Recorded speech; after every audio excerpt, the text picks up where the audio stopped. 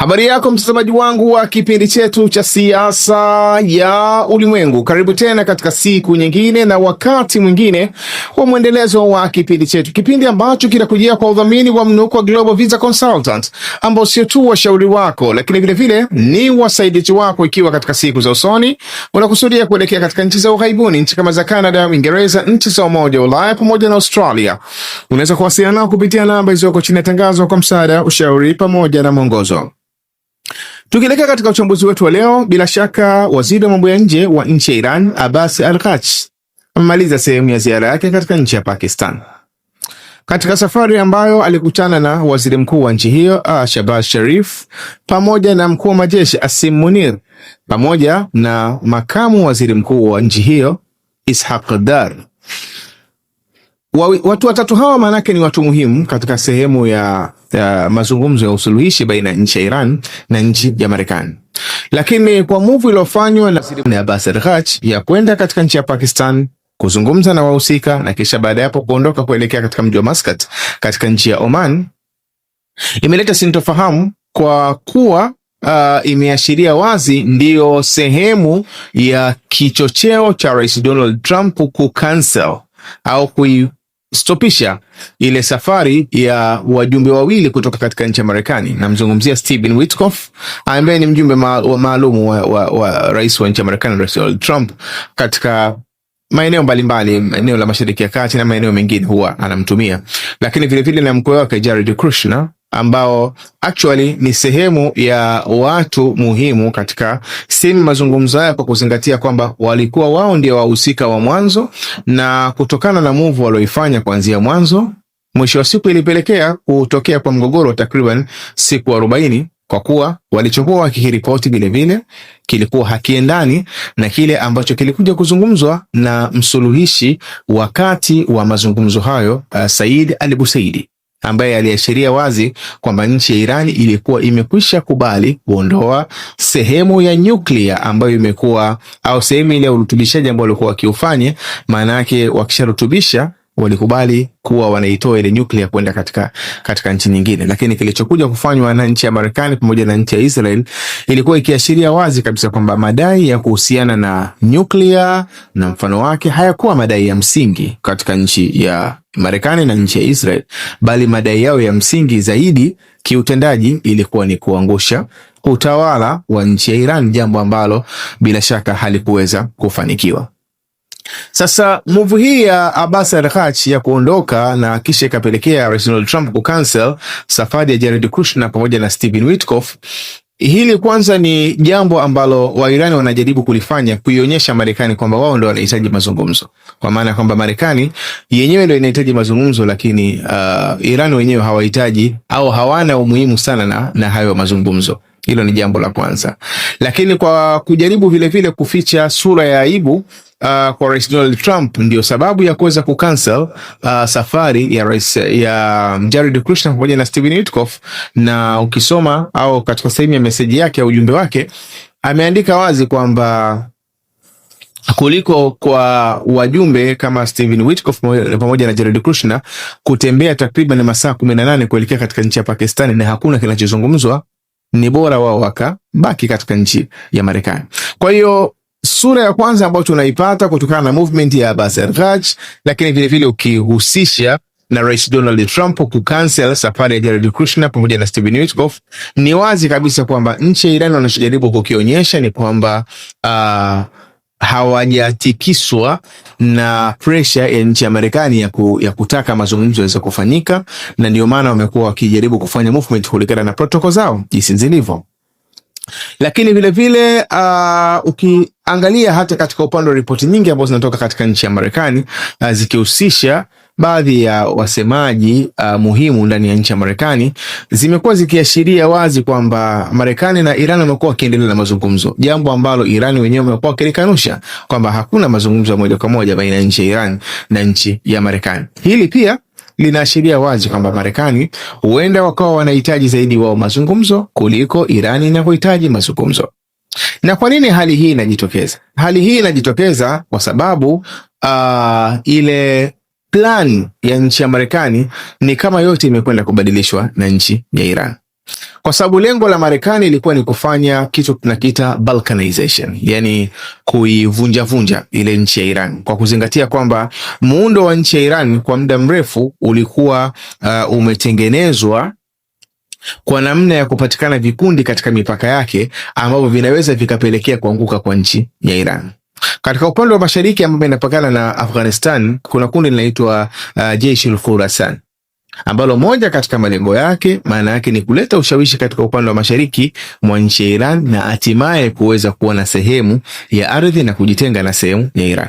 Na hii ndio sababu ya nchi ya Iran kuenda kukubaliana au kuenda kukusudia kuitambua serikali ya Afghanistan inayoongozwa na Taliban, pamoja na kwamba siku za nyuma walikuwa hawakusudii hivyo, lakini walilazimika kufanya hivyo kwa kuzingatia kwamba jeshi au serikali ya Taliban pale Afghanistan ndio serikali pekee inayopigana na wale Jeshi Khurasan.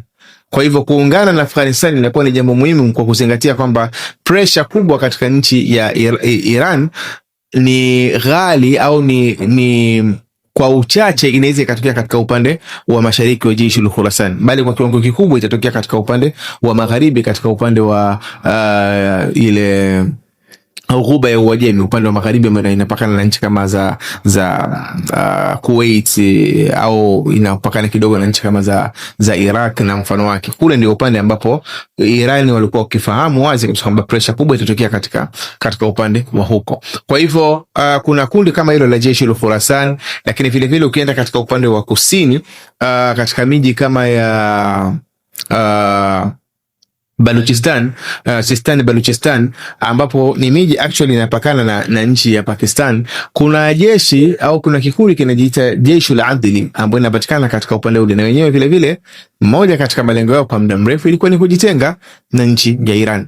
Lakini vile vile ukienda katika miji kama ya Khuze au Khuzestan, maana yake kuna jamii ya Waarabu pale wanaitwa Ahwazul Arab, na wenyewe kwa muda mrefu walikuwa wanakusudia kujitenga na nchi ya Iran. Lakini vile vile katika mji kama wa Kurdistan, wa Kurdi walikuwa wakishaishiwa kwa muda mrefu wajitenge na nchi ya Iran. Ukienda katika miji kama ya kule juu, miji ya Azerbaijan province ya mashariki na magharibi, vile vile palikuwa na ideology ya muda mrefu ya jimbo lile la Azerbaijan province kuweza kuungana na nchi ya Azerbaijan, kwa sababu wakazi wake ni jamii ya watu ambao wana asili ya Kituruki. Manake ukikusudia vile vile na ukizingatia vile vile kwamba katika nchi ya Azerbaijan jamii ya watu wengi wanaoishi pale wana asili kama ya Kituruki. Hata lugha zile wanazungumza manake ni lugha ambazo zina lahaja na mchanganyiko wa asili ya maneno ya Kituruki. Sasa katika mazingira ya namna hii, manake lengo la Marekani hasa lilikuwa ni kuangusha utawala, ile nuclear, masuala ya ballistic missiles kwamba zisiende mbali, yote ilikuwa ni maneno tunasema ni entrance factor, ni maneno ya kuingilia. Lakini lengo kubwa hasa, na ndio maana hata walipopewa ofa ambayo ilikuwa ni nzuri kuliko hata ofa aliyoipata Barack Obama mwaka 2015 kipindi cha makubaliano Joint Comprehensive Plan of Action, ambao Marekani walijitoa mwaka 2018-19 takriban kipindi cha utawala wa Rais Donald Trump, mwisho wa siku waliachana na ofa hiyo na wakaenda kushambulia katika nchi ya Iran. Sasa matokeo yake ni kwamba ajenda zao zote ni kama zimekuwa sasa hazina nguvu tena. Ajenda ya nuclear imekuwa inakaririwa kwa sababu ionekane ule msingi wa mwanzo wa kuingilia katika mgogoro bado Marekani na Israel wameendelea kuushika, lakini Iran hajawahi kusema kama wanahitaji kuwa na silaha za nuclear. Hiyo ni point number 1. Lakini point number 2 katika swala la utawala imefeli kwa sababu utawala bado upo. Point number 3 katika swala la zile ballistic missile pia ni program ambayo haiwezi kwenda kwa mujibu wa Marekani inavyotaka. Lakini Iran wamefanikiwa kubadilisha rules of the game, wamefanikiwa kubadilisha sheria za mchezo walipoenda kukamata mlango bahari wa Hormuz. Na ndio maana discussion ya hivi sasa moyo wake hasa ni mlango bahari wa Hormuz. Na hili tumekuwa tukilikariri. Discussion ya hivi sasa moyo wake ni mlango bahari wa Hormuz. Kwa sababu hata mazungumzo ambayo Marekani yamekuwa akiyakariri kwamba anakusudia kuitia pressure nchi ya Iran, ni kwa sababu Marekani hana kadi kama si tofauti na Rais Donald Trump anapozungumza. Marekani hawana kadi ya kutumia katika mgogoro huu, na kadi iliyobaki ni kadi ya mlango bahari wa Hormuz, na ndio maana wamekuwa wakijitahidi sasa hivi kuongeza pressure katika mlango bahari wa Hormuz. Kwa hivi sasa kuna meli takriban USS Abraham Lincoln iko pale, USS Gerald Ford iko pale, USS George W. Bush imesogea pia pale. Kwa hiyo kuna takriban manuari 3 zimekusanyika mahala pamoja, ukiachilia mbali zile destroyer na mfano wake. Lengo ni kutia pressure katika nchi ya Iran kwamba meli ambazo zinakwenda katika nchi ya Iran au zinazotoka katika nchi ya Iran ziweze kuwa disturbed au zifanyiwe kama kukamatwa na nchi ya Marekani. Jambo ambalo bila shaka kufaulu kwake pia inawezekana kusio kubwa sana, kwa kuzingatia kwamba kuna nchi kama ya China ambapo kuzizuia meli zake manake inatakana ikawa ni jambo gumu kwa kiwango fulani, na ndio maana taarifa nyingi zinaashiria kwamba meli zimekuwa zikiingia kama za China na zimekuwa vile vile zikitoka. Kwa hiyo ukiangalia katika ule muundo wa jambo husika, unaona kwamba sasa hivi sheria ya mchezo imebadilika. Jicho kubwa lina focus katika mlango bahari wa Hormuz, na mlango bahari wa Hormuz unabaki ndio focal point, ndio kitovu cha mazungumzo. Mengine yote yatazungumzwa, lakini jicho la Marekani litabaki katika mlango bahari wa Hormuz, kwa sababu kukosa mlango bahari wa Hormuz maana yake ni kwamba ni kupoteza sehemu ya ushawishi wake ndani ya eneo la Mashariki ya Kati, na dalili nyingi zimeanza kuashiria hivyo. Ukizingatia wakati mgogoro unaendelea takriban kwenye mwezi wa 3, kuna nchi takriban 4 ambao zilifanya move ambao ni move muhimu katika siasa za eneo la Mashariki ya Kati. Ninakusudia nchi ya Pakistan, nchi ya Uturuki, nchi ya Egypt, kwa maana ya nchi ya Misri, pamoja na nchi ya Saudi Arabia. Wamekusudia kutengeneza muunganiko wao ambao wa makubaliano katika masuala ya kiulinzi na usalama. Na jambo hili manake ni jambo kubwa kwa nchi ya Marekani, kwa kuzingatia kwamba kwa muda mrefu Marekani ilikuwa inategemewa kuweza kushape muundo wa masuala ya ulinzi na usalama katika eneo la Mashariki ya Kati, na ndio maana alikuwa na tia pressure ya nchi nyingi kujiunga katika Abraham Accord. Kujiunga katika Abraham Accord maana yake ni kwamba lengo kubwa hasa ya hiyo accord yenyewe ni kuondoa, au yale makubaliano yenyewe ni kuondoa uhasama ulioko baina ya Israel na nchi za Kiislamu. Na ndio maana inapatikana katika eneo la Mashariki ya Kati. Ndio maana katika sehemu ya watu waliosaini, maana yake nchi kama hizi za Bahrain, nchi kama za United Arab Emirates, kwenda katika nchi kama za Kazakhstan hivi karibuni, na yenyewe inaonekana kama wamesaini na mfano wake. Lakini sasa kwa mwenendo wa mambo jinsi yanavyozidi kwenda, formation iliyokuja sasa hivi ni kama formation ambayo inakwenda kinyume na mpango wa Marekani ambao alikuwa anaishi nao katika eneo la Mashariki ya Kati. Kwa sababu mpango wa Marekani lengo lake kubwa ilikuwa ni kutengeneza umoja kupitia Abraham Accord, kutengeneza umoja utakaoifanya Iran itengeke iwe peke yake. Ndio ilikuwa plani ya nchi ya Marekani. Lakini kwa mazingira yaliyojitokeza hivi sasa, maana yake ameifanya eneo la Mashariki ya Kati lianze kutengeneza structure mpya ya kiusalama tofauti na structure ya Marekani, kwa sababu imeshindwa kuonyesha kwamba ina uwezo wa kuzilinda nchi za Kiarabu.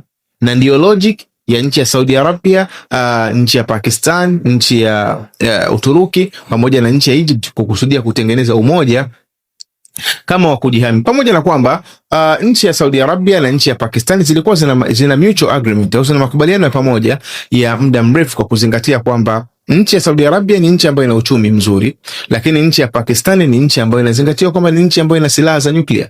Kwa ina maana ni kwamba ushirikiano wao kwa kutumia silaha za nyuklia za nchi ya Pakistan ni sehemu ya ulinzi tosha katika nchi ya Saudi Arabia. Lakini tatizo lilotokea la nchi ya Iran maana yake ikaifanya nchi ya Pakistan yenyewe ikae kati kwa kati, kwa kuchelea kwamba lao itaingia katika mgogoro, au nchi ya Saudi Arabia yenyewe vile vile ikaamua kukaa kati kwa kati kwa kuchelea kwamba lao wataingia katika mgogoro, maana yake mgogoro utakuwa ni mkubwa zaidi na madhara yake yatakuwa ni makubwa zaidi. Ndio maana mwisho wa siku nchi ya Pakistan imebaki kama yenyewe ni mediator. Lakini ukiangalia formation ya grupu zima jinsi ilivyokaa, iko very strategic, kwa kuzingatia kwamba nchi kama ya Uturuki manake ni wazalishaji wazuri wa silaha ambao ziko very advanced kama kwenye masuala ya drone na mfano wake, manake ni nchi ambayo inasifika katika uzalishaji nzuri. Lakini ukiangalia nchi kama Saudi Arabia ni nchi ambayo inaweza kutegemewa katika upande wa uchumi. Ukiangalia katika nchi ya Egypt ni nchi ambayo ndio ina wanajeshi wengi ambao tunasema labda ni wale active military personnel, wale wanajeshi ambao wakati wote wanaweza kuhitajika. Ukiwakusanya kiujumla wake inawezekana ukawapata takriban kama 900,000 mpaka 1,000,000, ambao inawezekana yakawa ni wanajeshi wengi wanaweza kupatikana kwa wakati mmoja kuliko nchi nyingi za katika eneo la Mashariki ya Kati. Lakini ukichukua nchi ya Pakistan, maana yake ni nchi ambayo ina silaha za nyuklia. Kwa ina maana kwa sababu ya silaha zake za nyuklia inaweza ikasimama kama ni kigezo cha ulinzi wa nchi husika ambazo ni wanachama wa umoja wao wanaotaka kuutengeneza au ambao wameshaanza kuutengeneza kuwa katika sehemu ya usalama kwa kutumia mwamvuli wa nchi ya Pakistan. Na hili ni jambo la kawaida kwa sababu ukiangalia hata nchi za Ulaya hivi karibuni, Rais Emmanuel Macron pamoja na waziri mkuu wa nchi ya Uingereza Keir Starmer walifanya baadhi ya makubaliano na nchi kama za Ujerumani, nchi kama za Poland, na kwa kuzingatia vitu kama hivyo kwamba Poland ina wanajeshi wengi, ukiangalia nchi kama ya Ujerumani ni nchi ambayo ina uchumi mzuri, kufanya extension, yani kuongeza ule mwamvuli wao kwa kuzingatia kwamba Ufaransa ina silaha za nyuklia, Uingereza ina silaha za nyuklia. Kwa hiyo wakaongeza ule mwamvuli kuzikapa na hizi nchi nyingine, na yenyewe ikiwa ni mission ya kuanza kujiondoa kwenye kuitegemea Marekani au uwezo wa silaha za nyuklia za Marekani kama ndio sehemu ya ulinzi wa bara la Ulaya. Na ili hali ndani ya nchi za Ulaya au ndani ya bara la Ulaya kuna nchi ambazo zina silaha za nyuklia, nchi kama za Ufaransa na nchi kama ya Uingereza.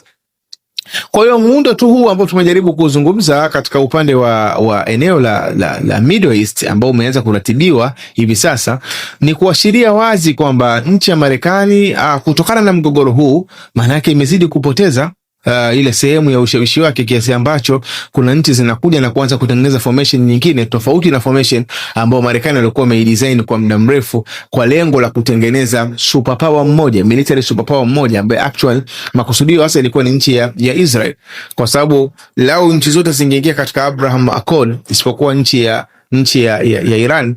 Matokeo yake ya mwisho ilikuwa ni kwamba nchi ambayo itakuwa na uwezo mzuri wa jeshi, kwa maana kwamba ina silaha za nyuklia, lakini vile vile ina jeshi zuri katika upande wa anga na mfano wake, maana yake ingekuwa ni jeshi la nchi ya Israel. Lakini kwa muundo huu unaokuja hivi sasa, maana yake ni muundo unaokuja kufanya disturbance katika ule muundo ambao Marekani walikuwa wamekuja nao. Lakini yote ni matokeo ya nini? Ni matokeo ya issue ya mlango bahari wa Hormuz na issue ya mgogoro baina ya nchi ya Marekani na nchi ya Iran. Kwa hiyo kiujumla ni kwamba kila tunavyojaribu kutazama tunaona kwanza mabadiliko ambayo Marekani yamelazimishwa kuweza kuhamisha jicho lake kutoka katika zile fakta au zile sababu za mwanzo za kuingia katika mgogoro baina yake na nchi ya Iran, na mwisho wa siku akajikuta kwamba analazimika aanze kuchunga kitu kingine ambacho hakikuwa katika sehemu ya mgogoro. Lakini jambo la pili ambalo linaendelea kuonyesha kwamba mambo yanavyozidi kwenda hayana afya sana kwa Marekani, hasa katika eneo la Mashariki ya Kati. Hata kama anapata faida kutoka katika maeneo mengine kwa kuzingatia anazalisha gesi, anazalisha mafuta, kwa hiyo anavyokuwa anapatikana kwa shida katika eneo la Mashariki ya Kati, yeye pia na Marekani watakuwa wanapata faida kubwa katika hilo. Lakini tukizungumzia ile kitovu cha mgogoro katika eneo la Mashariki ya Kati, jambo hili bado linaendelea kumuumiza kwa kuzingatia kwamba ile reputation yake, yani ule muonekano wake tu wa nchi ya Marekani katika eneo la Mashariki ya Kati umezidi kupoteza sehemu ya ushawishi wake. Na ndio maana kinachotarajiwa hata katika siku za usoni ni kwa nchi za eneo la Mashariki ya Kati kuanza kutazama njia mbadala za kudili na baadhi ya nchi kama za China na mfano wake, kwa sababu ya mazingira jinsi yaliyopo mpaka hivi sasa yamekuwa ni mazingira ambayo hayana uhakika wa moja kwa moja kwamba kuwepo kwa Marekani kunaweza kutoa hakikisho la moja kwa moja la issue ya usalama. Lakini jambo la mwisho ambalo tumekuwa tukiendelea kuliona ni kwamba Marekani wako kati kwa kati kwa hivi sasa. Marekani ipo kati kwa kati, na hili linabebwa na idadi ya ndege ambazo zimekuwa zinaonekana zinaongezeka katika eneo la Mashariki ya Kati, hasa katika nchi kama ya Israel. Tumeona kwamba kuna ziada ya Stratotankers, zile ndege za kujaza mafuta zimekuwa zikiongezeka. Katika baadhi ya bezi katika sehemu kama United Arab Emirates kuna baadhi ya ndege zimekuwa zikiongezeka, lakini mwisho wa siku ni kwamba jambo hili linabaki kwamba lina ukakasi mwingi, kuzingatia kwamba mazingira ya mwanzo ambao Marekani walikuja nayo hayakuweza kuwasaidia, na hata haya ambao wanakuja nayo sasa hivi kuna uwezekano mkubwa yasiweze kuwasaidia, kwa sababu kwa namna yote itakavyokuwa, kwa mfano zile meli za nchi ya Marekani zile ambazo manuari zinapatikana katika eneo la ghuba ya Oman haziwezi kukaa pale kama itatokea mgogoro moja kwa moja na nchi ya Iran, maana lazima zitaondoka pale. Kwa ina maana hata hicho kizuizi ambacho kimewekwa ni kizuizi cha muda mfupi tu, kipindi hiki cha amani, lakini kitokea vurugu ya namna yote, manake pale haiwezi zikakaa zile meli. Lakini vile vile hata maeneo ambayo yanaonekana hizo ndege zinaelekea katika maeneo kama United Arab Emirates na mfano wake, ni maeneo ambayo haziwezi kudumu pale kukaa iwapo tutokea mgogoro wa namna yote, kwa sababu limeshakuwa proven, limeshaonekana kwa zaidi ya mara moja. Sasa kiujumla ni kwamba tunasema Marekani ipo kati kwa kati, kwa sababu ya kwamba wakati huo imekuwa ikitia pressure yapatikane mazungumzo baina ya nchi ya Marekani na nchi ya Iran, lakini wakati huo imekuwa inaonekana kama inafanya maandalizi ya kuingia katika mgogoro mwingine, kwa kuzingatia idadi ya hizi ndege ambazo zimekuwa zinakuja. Kwa hivyo na ukijumuisha hata swala la US ceasefire ambayo Rais Donald Trump alitangaza kama kuongeza muda wa ceasefire, ni taarifa ambayo Wairani wala hawajaichukua katika uzito na wala hawazingatii kwamba hiyo ceasefire ya Rais Donald Trump ni ceasefire ambayo inaweza ikashika hatamu kwa kiwango ambacho Irani itakuwa na uhakika wa mazingira ya amani wakati wote. Maana ni jambo ambalo hata Wairani wenyewe bila shaka hawalizingatii kwa kiwango kikubwa cha namna hiyo. Sasa mkusanyiko wa matukio haya kwamba wakati huo unaleta pressure au unakusudia mazungumzo yafanyike, wakati huo unajiandaa katika upande wa kuingia katika mgogoro mwingine, wakati huo unahitaji pawepo na mazingira ya ceasefire ambayo tarehe ya kuanza inajulikana, lakini tarehe ya kuisha kwake haijulikani. Ni mazingira ambayo yanaonyesha kabisa kwamba Marekani iko stranded, maanake Marekani ipo katika hali ya kati kwa kati, ambayo inafanya upande wa pili, maanake upande wa Irani wenyewe wabaki na jicho lao katika mahala pamoja, ni kwamba Marekani sio kumwamini. Kwa hiyo wakati wote tunaingia tena katika mgogoro mwingine. Kwa hiyo mazingira hasa yamekuwa katika muundo wa namna hiyo.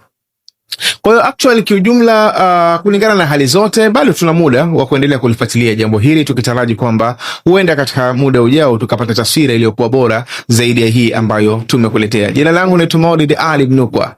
Nikuombe uendelee kufuatilia vipindi vyetu, na nikuombe usahau kusubscribe, kulike, kushare pamoja na kucomment. Uwe na muda mwema.